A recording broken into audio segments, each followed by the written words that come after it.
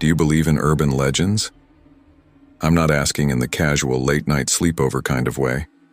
I'm asking if you truly believe those whispered stories that pass from mouth to mouth, thread to thread, are more than just campfire fuel. Because I used to laugh at them. Ghost stories, Bloody Mary, Slender Man, nothing more than digital myths for bored kids and desperate writers. But now when I hear the word legend, my stomach turns. Because I know what it feels like when one of those stories stops being a story and starts breathing down your neck. Everyone has their favorites.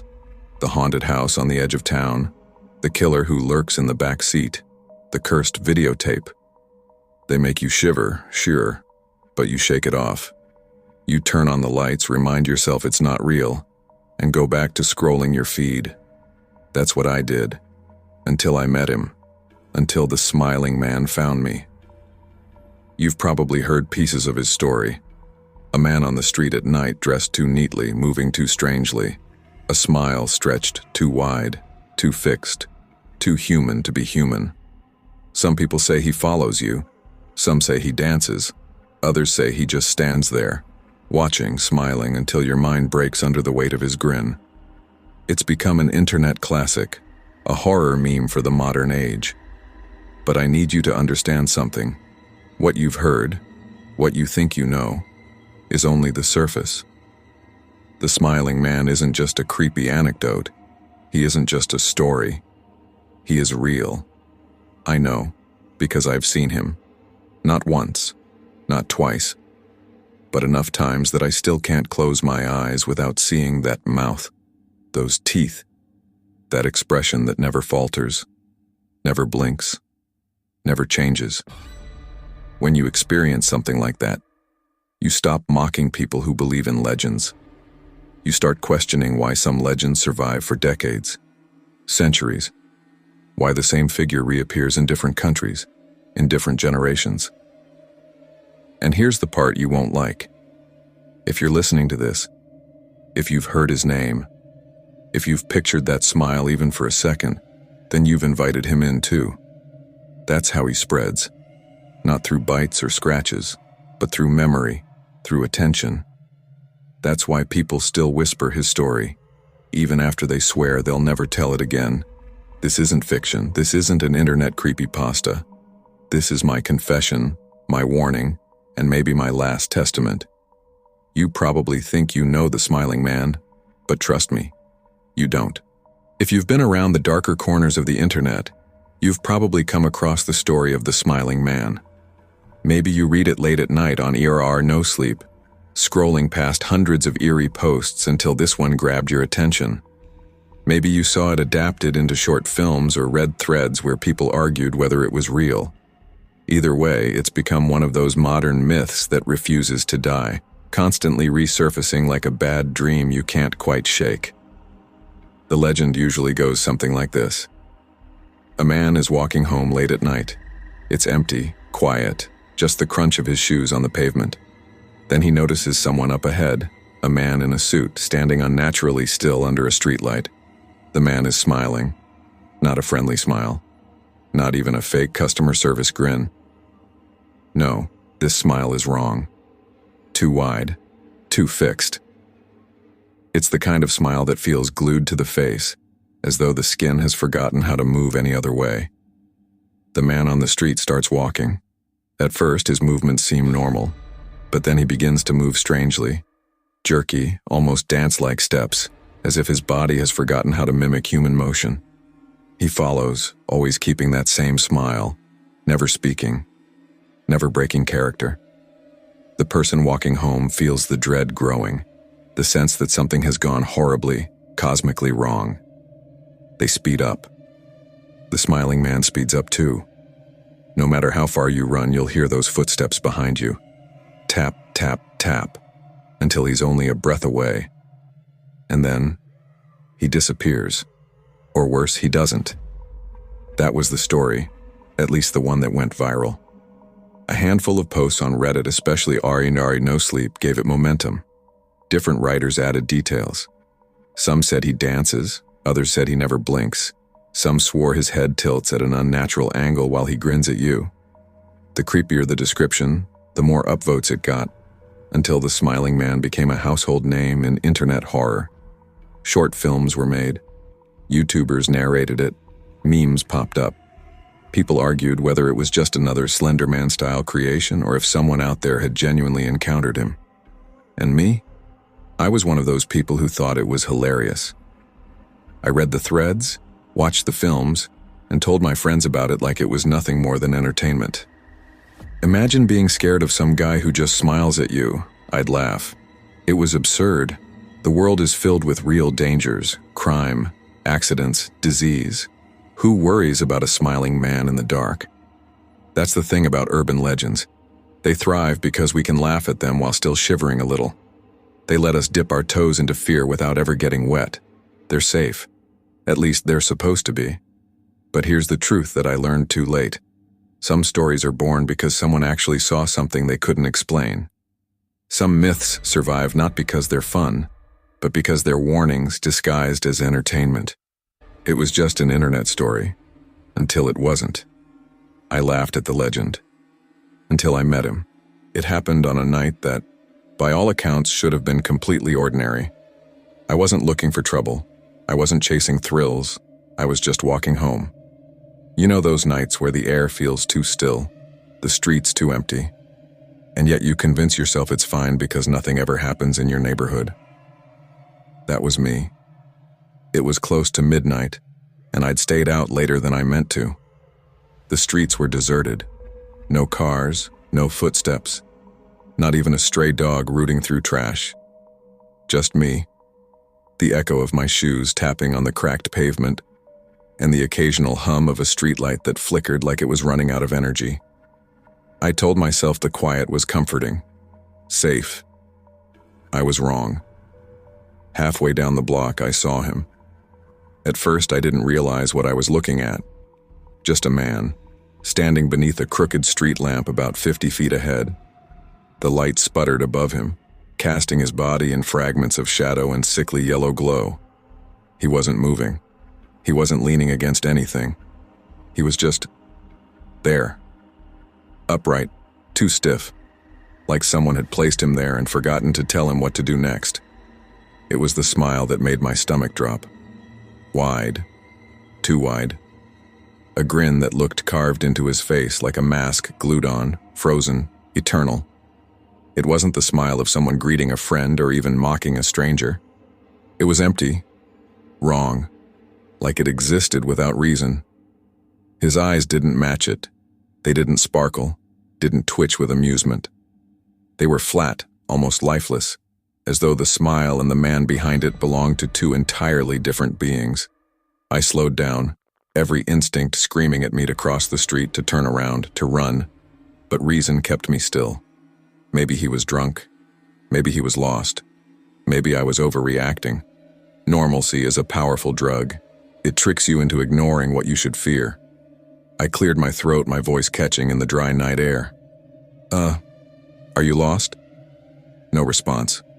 No blink. Just that smile, unwavering, aimed directly at me.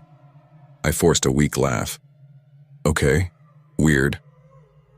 I stepped around him, careful to keep my distance, but I couldn't shake the sensation that his head followed me, ever so slightly, as I passed. I didn't dare look back. Not yet. My body was tight, my skin prickling with static. That's when I heard it. Footsteps. Not fast, not slow, just steady, matching mine. I told myself it was coincidence. Plenty of people walk at night. Maybe he lived in the same direction. I pushed the thought down, but every time I quickened my pace, the steps followed suit. And that's when the humming started. Low at first, off-key. A tune I couldn't place, warbling through the silence. It wasn't the kind of humming you do absent-mindedly. No, this was deliberate, like each note was chosen to crawl under my skin. I swallowed hard, finally daring to glance over my shoulder. He was there, closer than before, still smiling. The light hit his face now, revealing details I wish I could forget. The stretched lips, the pale skin pulled too tight, the eyes that seemed to gleam without light. His arms swung stiffly at his sides, his body moving in sharp, unnatural motions, almost as though he were mocking the act of walking. "Look, man, cut it out," I snapped, more out of fear than bravery. My voice cracked, and I hated how weak it sounded. No answer, just that grin. And then, God help me, he laughed. It wasn't loud, it wasn't manic. It was soft, airy, almost tender, like he was laughing at a private joke I'd never understand. It lasted only a few seconds, but those seconds stretched forever, each one pressing against my skull until I thought I'd scream. I stopped walking. The footsteps stopped too. The humming ended. The laugh died. Silence fell heavy, suffocating. I spun around fully, heart hammering. He was gone, just like that. No footsteps running off. No shadow retreating into an alley. 1 second he was there, 20 feet away. And the next, nothing. The street was empty, the night air still. Only the flickering light above the spot where he had stood gave any sign that he had ever been there at all. I stood frozen, scanning every corner, every window, every patch of shadow. Nothing. My rational mind clawed for answers. Maybe he slipped into a building. Maybe I imagined it. But deep down, in the pit of my stomach, I knew better. People don't vanish into thin air. Smiles don't linger in your mind like that unless something is profoundly wrong. I should have stopped there. I should have gone straight home, locked my doors, and never walked out after dark again. But I didn't. And that was my mistake. The next night I told myself it had been nothing, a trick of the shadows, an overactive imagination fueled by too many horror stories online. People vanish from sight all the time when you're not paying attention. That's what I repeated like a mantra as I lay in bed, staring at the ceiling, waiting for sleep that never came. When morning arrived, everything seemed fine. The sun spilled across my room, the world bustled with life, and my brain mocked me for being so shaken. I went about my day as though nothing had happened. Coffee, work, casual conversations with people who would never understand what I'd seen. The daylight made me feel almost normal again. Almost. But when the sun dipped and the sky bruised purple, the dread came back. My body remembered what my brain tried to dismiss. And against all reason, I found myself out again, walking home after dark. That's when I saw him again. Different street, same smile. This time he wasn't under a lamp. He was halfway down the block, standing just beyond the halo of light, his figure outlined in shadow. I froze. My pulse roared in my ears. He didn't move, didn't acknowledge me, but I knew. He was watching. I rushed home, locking the door behind me. I pressed my back to it, waiting for a knock that never came. Minutes bled into hours. Nothing. By morning, I felt ridiculous again. But then it happened the next night, and the night after that. Always in a different spot. Always too close to my path. Sometimes he stood across the street, sometimes at the far end of the block, once even in the distance by a bus stop. The constant was the smile, stretching impossibly wide, as though it had no beginning and no end. I started scanning crowds during the day. At work, on the bus, in line for coffee. I couldn't help but look for him. I never saw him when the sun was up, only at night, only when the streets were empty, when there'd be no witnesses.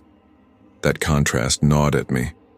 By day, life was normal, almost bright. By night, the world turned into a stage, and I was trapped in his play. I tried telling a friend. Over beers, I leaned in and whispered, "I think someone's been following me." He raised an eyebrow. "What do you mean?" I hesitated, embarrassed by how insane it sounded. "There's this guy, always at night. He just stands there, smiling." My friend snorted. "That's it? A guy smiling at you? Maybe you've been on Reddit too much."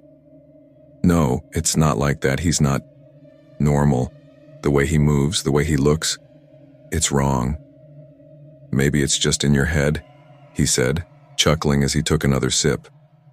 "You sure you're not scaring yourself with those creepy stories you love?" I forced a laugh, pretending to agree, but inside, I knew. This wasn't just in my head, because each night he came closer. At first, he kept a respectable distance, 30, 40 feet away, but then it became 20, 15, 10. I could see the details of his face now, the cracks in his lips, the pale sheen of his skin under the lights. And always that smile, never faltering as though it was feeding on my fear. One night I heard footsteps again, the same slow, steady rhythm syncing with mine. I sped up. So did he. I stopped. The footsteps stopped. My breath fogged in the cold night air, my heart hammering, and then came the humming. The same off-key tune as before, spilling into the silence like poison. I ran that night, sprinting home like a child, fumbling with my keys, slamming the door shut behind me. I swore I wouldn't go out after dark again.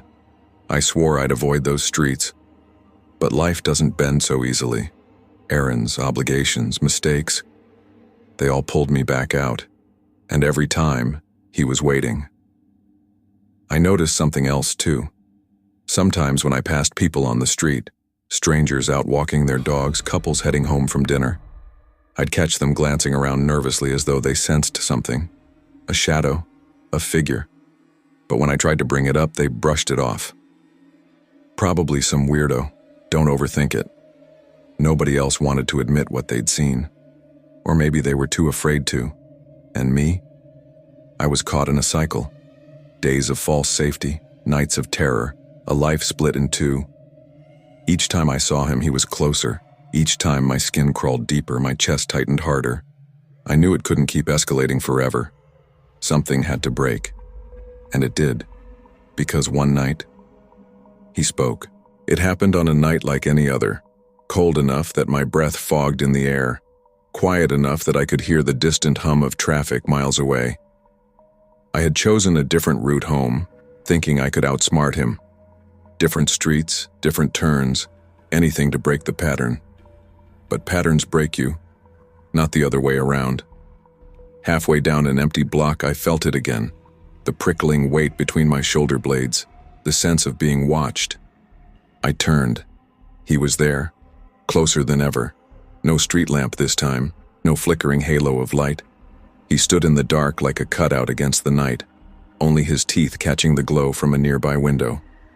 That smile, too wide, too sharp, like it had been drawn onto his face with a blade. My mouth went dry. My legs felt like concrete. He stepped forward, slow, deliberate. The sound of his shoes on the pavement was louder than it should have been, each footfall landing like a hammer in my chest.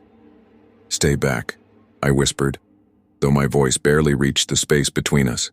He didn't stop. When he was just a few feet away, he tilted his head, the way a dog does when it hears something strange. The smile didn't falter. It never did. Then he spoke. "I've been waiting for you." His voice didn't fit his body.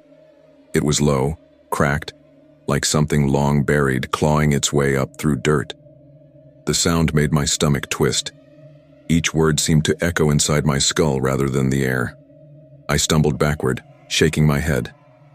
What do you want?"